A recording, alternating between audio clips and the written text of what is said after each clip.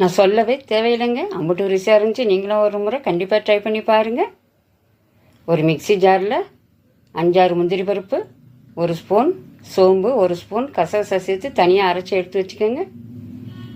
ஒரு பெரிய வெங்காயம் பொடிசாக நறுக்குனது, 2 தக்காளி, மல்லி, புதினா, 2 பச்சை மிளகாய், பட்டை, கிராம்பு, ஏலக்காய், சோம்பு, கல்பாசிலாம் போட்டு நல்லா வதக்கி எடுத்துக்கோங்க. அதோட நறுக்கி வச்ச பெரிய வெங்காயத்தையும் சேர்த்துக்கலாம்.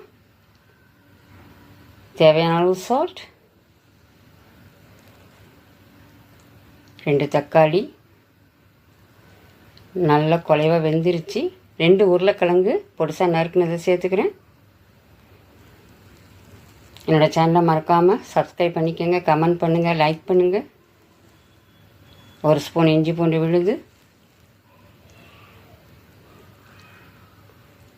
1/2 ஸ்பூன் மிளகாய்த்தூள், 1/2 ஸ்பூன் மஞ்சள் தூள், 1 ஸ்பூன் மல்லித்தூள், 1/2 ஸ்பூன் கரம் மசாலா, 1/2 ஸ்பூன் சீரகத்தூள் சேர்த்துருக்கேன். சூடான தண்ணி சேர்த்துக்கோங்க. நைட்டே ஊற வச்ச பட்டாணியை வேக வச்சு 1 கப் இதில் சேர்த்துருக்கேன். அம்புட்டு ருசியாக இருந்துச்சுங்க. நல்லா வெந்துருச்சு. அரைச்சி வச்ச முந்திரி பருப்பு விழுது சேர்த்துக்கலாம். 1/2 ஸ்பூன் நெய் சேர்த்து நல்லா கொதித்ததும் ஒரு பவுலுக்கு மாற்றி சாப்பிட்டு சந்தோஷப்படுங்க. தேங்க்ஸ் ஃபார் வாட்சிங்.